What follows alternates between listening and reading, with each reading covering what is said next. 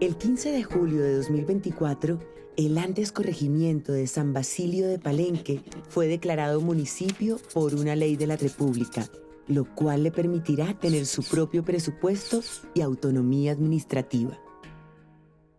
Esto es noticia porque San Basilio de Palenque es el primer pueblo libre de América, un lugar en el que se asentaron los negros y marrones que escaparon de la esclavitud desde el siglo XVI.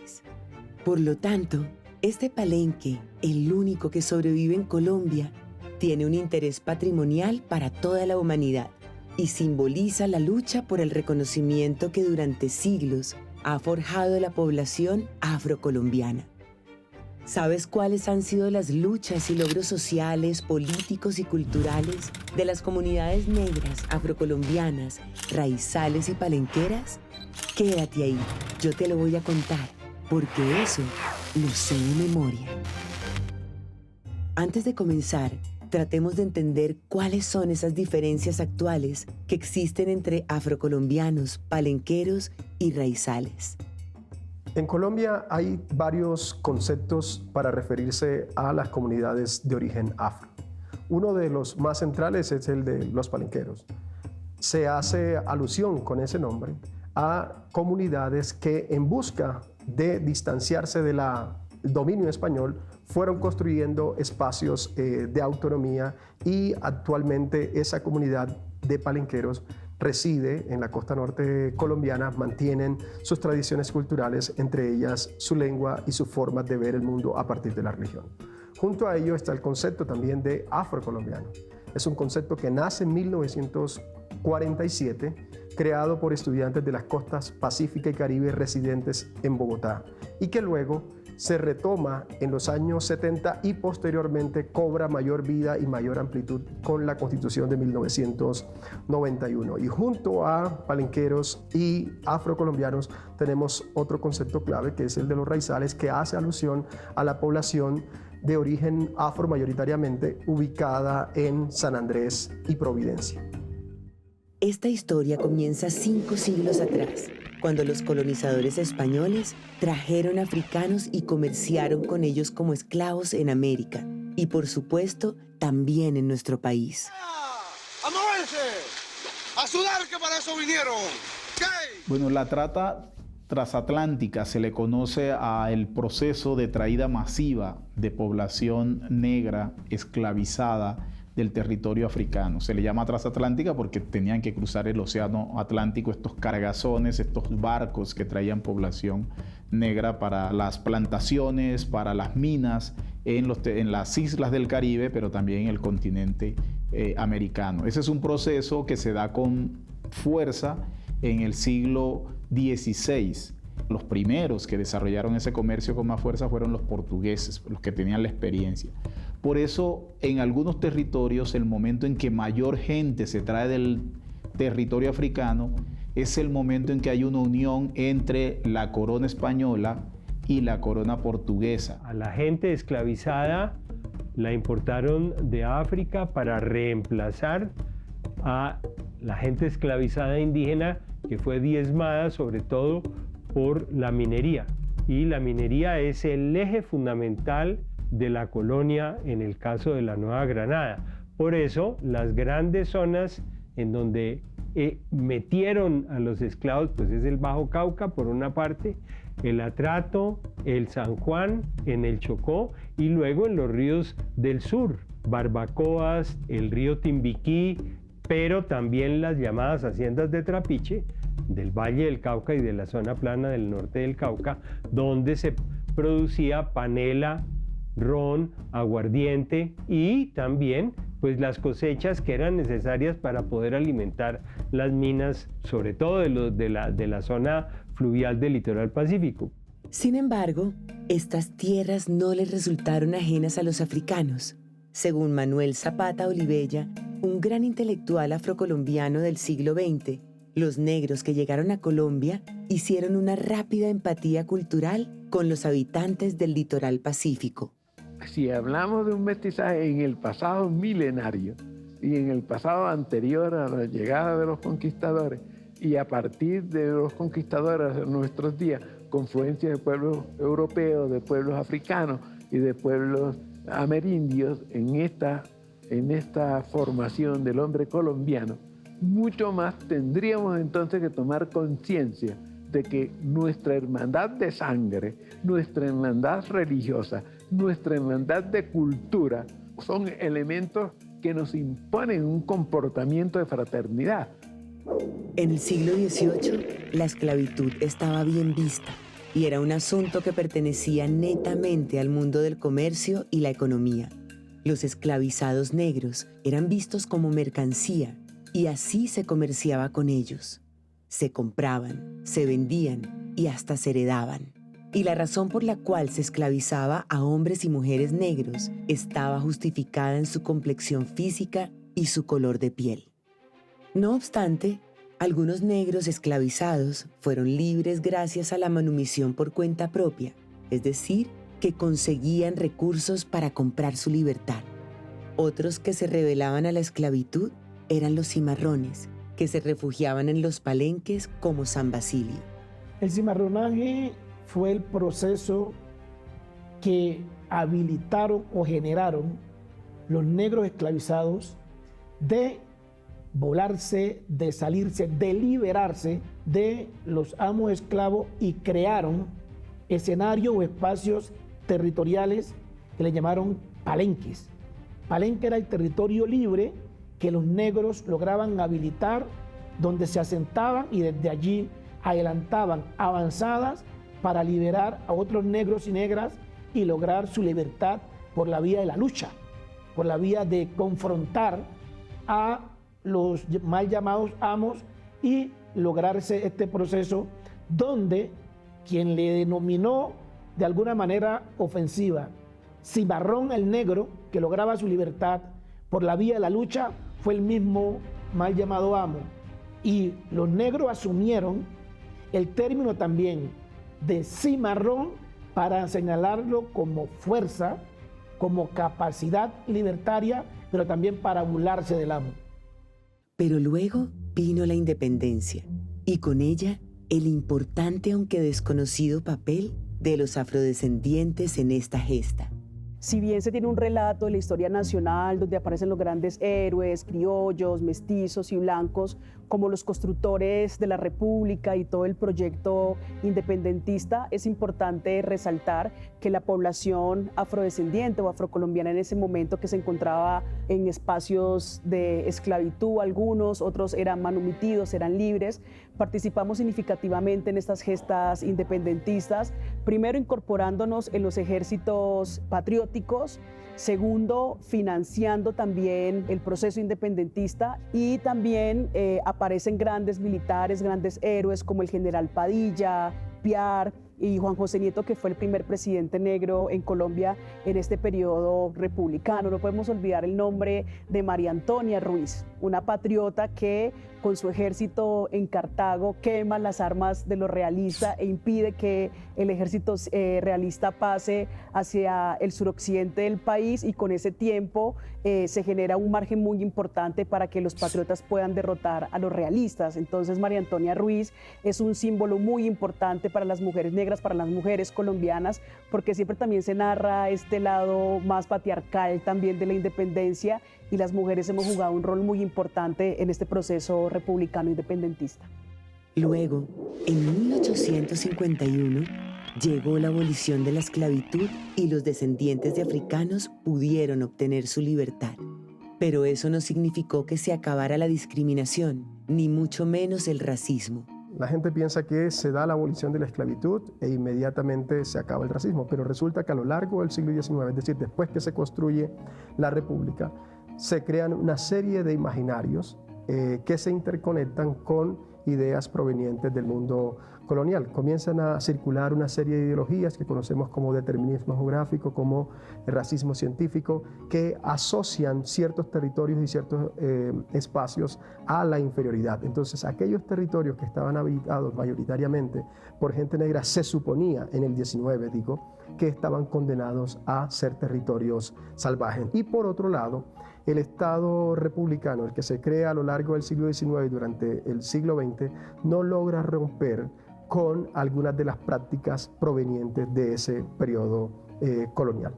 10 años después de la abolición de la esclavitud, la llamada Confederación Neogranadina, que hoy conocemos como Colombia, tuvo el primer presidente afrocolombiano, Juan José Nieto Gil. Este general había sido gobernador de Cartagena y fue uno de los gestores de la abolición de la esclavitud. Además, fue uno de los primeros novelistas de Colombia. Pero según el sociólogo Orlando Fals Borda, las élites políticas lo invisibilizaron al pintar al óleo un cuadro con su rostro blanqueado para que no se notara su ascendencia afro, y enterraron su obra literaria en los sótanos del Museo de Historia de Cartagena. Desde finales del siglo XIX hasta la segunda mitad del XX, Colombia experimentó cambios de regímenes políticos, constituciones y guerras civiles partidistas, donde la participación negra siempre estuvo invisibilizada por los relatos tradicionales. Y luego, en la medida en que vamos avanzando, vas a encontrar a una minoría de sectores afro opinando, escribiendo textos. Es decir, hay una dimensión literaria que luego van a retomar figuras como Candelario Beso desde la poesía, posteriormente Jorge Hartel junto a Manuel Zapata Olivella y otros escritores como Rogerio Velázquez, o para hablar de uno que estamos conmemorando este año, Arnoldo Palacio. Y a lo largo del 19 y del 20 hay unas formas de expresión asociadas a lo literario. Juegan un papel clave en la conformación de tipografías, en la conformación de periódicos, en la opinión pública. Y desde esos espacios reclaman ciudadanía y posteriormente una mayor incorporación de lo que significa ser negro dentro de la nación colombiana. Y liderado por Manuel Zapata Olivella, en 1977 en Cali, se llevó a cabo el primer Congreso de la Cultura Negra de las Américas. Aquí se discutían temas muy importantes como primero la relevancia en los estudios de la gente negra, que para ese entonces era considerado un área marginal de las ciencias sociales, específicamente la antropología y la historia.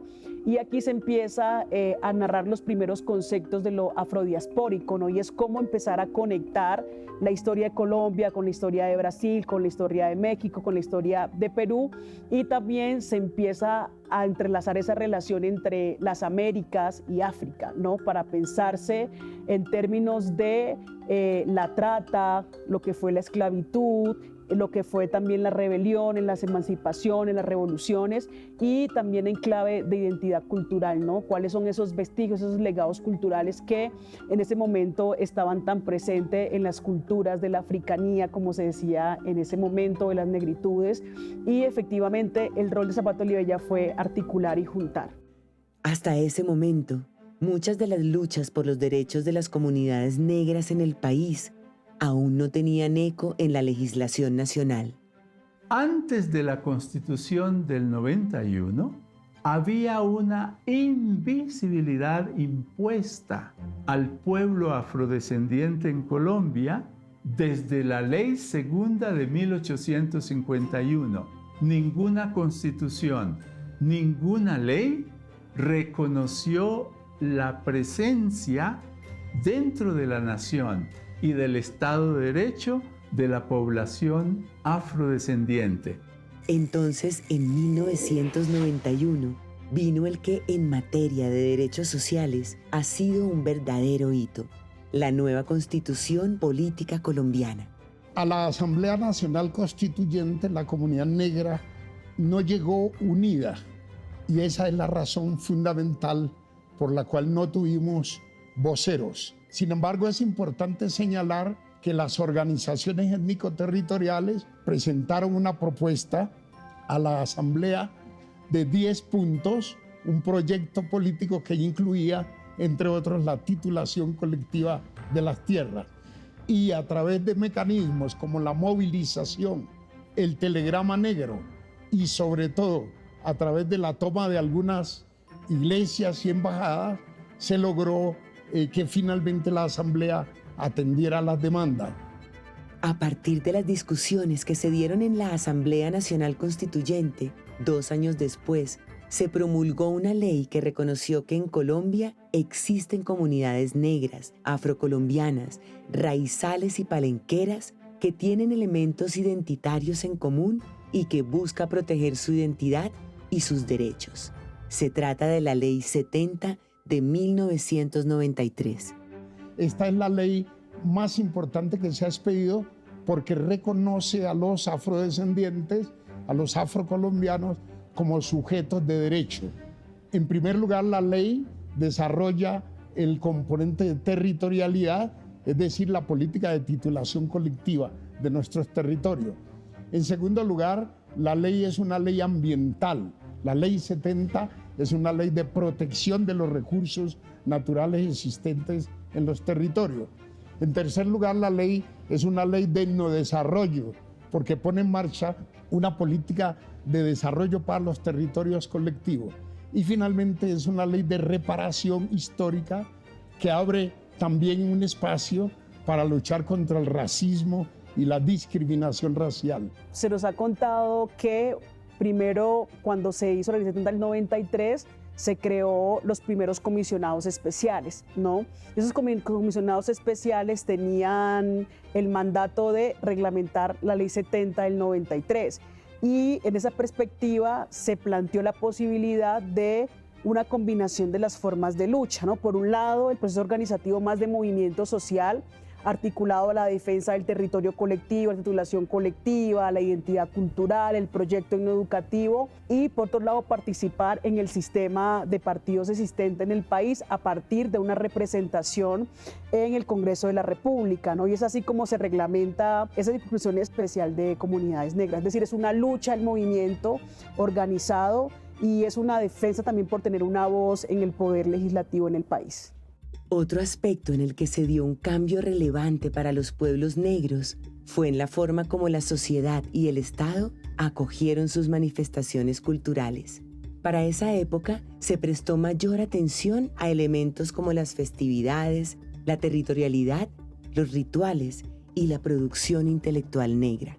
Tenemos grandes intelectuales en nuestro país, personas que nos acompañan desde el otro mundo. Por ejemplo, tenemos a la gran Teresa Martínez de Varela, una escritora chocuana que fue la mamá de Jairo Varela. Asimismo, el ecobio mayor, Manuel Zapata Olivella y Delia, que hicieron aportes contundentes a la investigación de nuestras culturas étnicas y campesinas, asimismo a las culturas africanas y a la nación. También hay otras personas que hicieron aportes contundentes a la música colombiana, como el difunto Antero Agualimpia. Y hoy en día hay mucho talento y hay músicos muy importantes en la afrocolombianidad, como el maestro Alexis Lozano. A pesar de la resistencia de las comunidades afrocolombianas para defender su autonomía, sus territorios y su cultura, todavía existen reclamos sin resolver. Un ejemplo de esto fue la conciliación entre la política de medio ambiente del Estado y las prácticas antiguas de las negritudes en los territorios. Apenas en el mes de mayo de 2023, el gobierno protocolizó la reglamentación del capítulo 5 de la Ley 70 del 93, relacionado con la minería como fuente de ingreso para los pueblos negros. Antes de la expedición de la Ley 70, los recursos mineros que existen en los territorios colectivos, como son de propiedad del Estado, el gobierno venía entregándole concesiones a empresas mineras nacionales y extranjeras. Principalmente en el Chocó, durante cerca de 50 años le entregaron una concesión a la compañía minera Chocó Pacífico. Pues bien, cuando hicimos la ley, nosotros decidimos que incluíamos un capítulo para reconocer, primero, el derecho de prelación de las comunidades negras para explotar los recursos mineros que hubiesen en sus territorios. Y frente a cualquier solicitud de un tercero, se estableció que las comunidades tenían prelación o exclusividad. Y para eso se crearon las zonas mineras de comunidades negras. Además, se ordenó poner en marcha una política de fomento a la minería ancestral y tradicional, de manera que se reconoció a los afrodescendientes como titulares de derechos mineros sobre unos recursos que antes eran del Estado y que a partir de la ley 70 establecieron derecho de prelación para las comunidades negras. Ya entrados en el siglo XXI, en el año 2020, George Floyd, un ciudadano afroamericano, fue asesinado por un policía blanco en Minneapolis, Estados Unidos. Este suceso generó el movimiento Black Lives Matter, que gracias a su impacto mundial trajo a la mesa conversaciones sobre las formas en que el racismo se sigue manifestando más allá de las fronteras geográficas. El reconocimiento de que no existen razas, lo que existe es la humanidad, lo humano, y que todos en términos biológicos, en términos científicos, somos iguales, ¿no? Tenemos, digamos, las mismas características biológicas, aparece ya bien entrado el siglo XX, ¿no? Casi que a finales del siglo XX. Es bien interesante porque se elimina el término raza, pero los marcadores de discriminación a partir del color de la piel, es decir, a partir de la vieja idea de raza, siguen existiendo.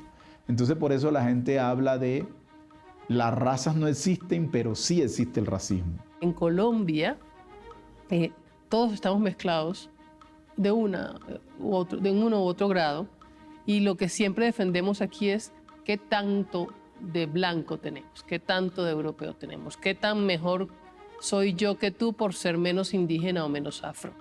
Y eso es la forma en que se vive el racismo aquí, que eso está transversalizado por la violencia, por la falta de oportunidades, por las agresiones pasivas, por un montón de cosas. Está presente, pero no de la forma en que nos enseñaron en las películas.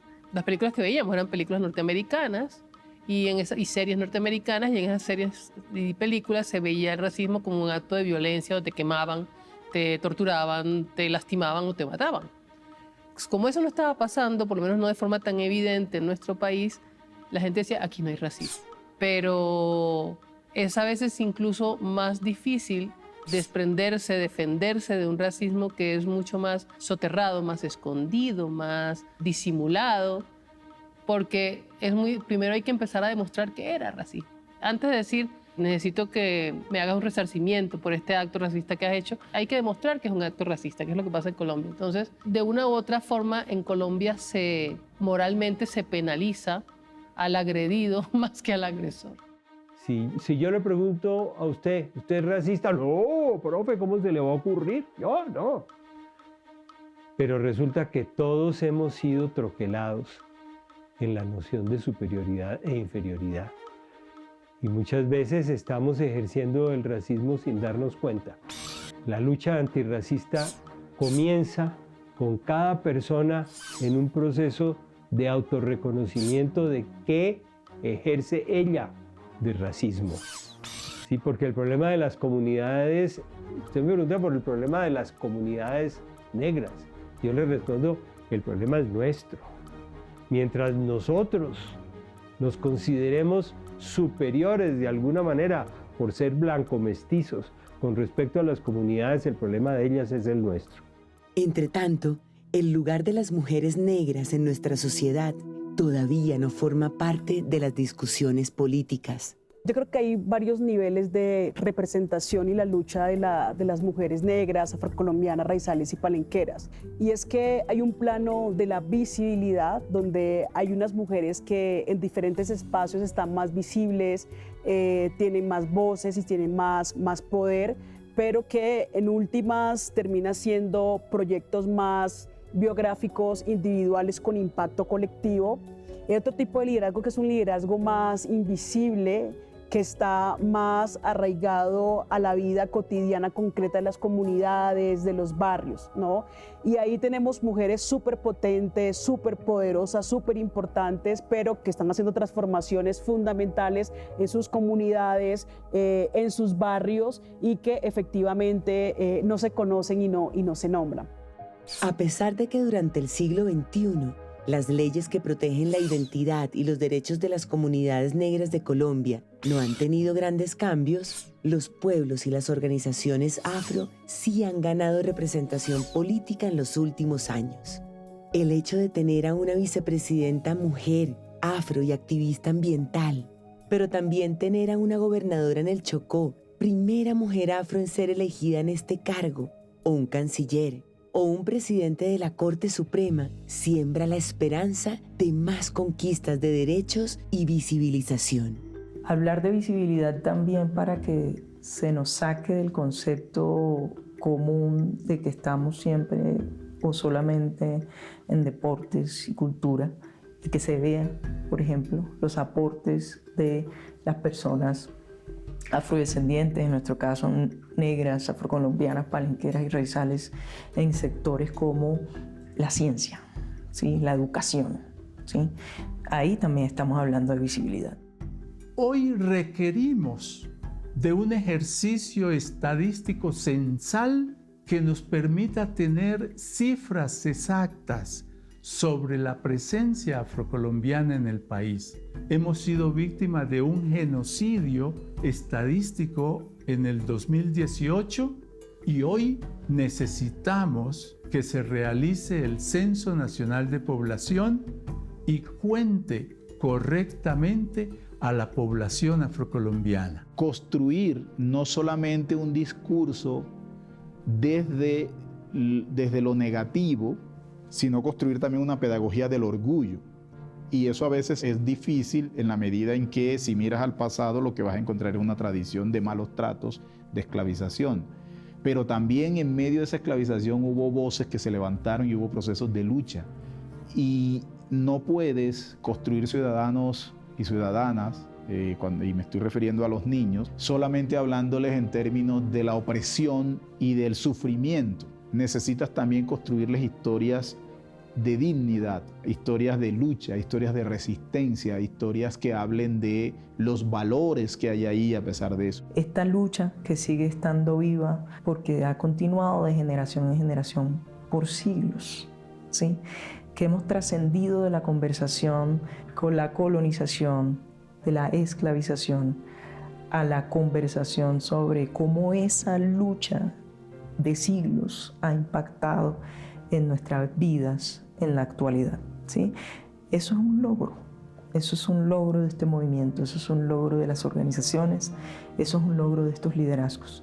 Que muchas de nosotras, muchos de nosotros jóvenes podamos estar en estos lugares de representación, también es un logro de largas luchas de quienes han estado antes de todas nosotras y nosotros. Y eso hay que celebrarlo.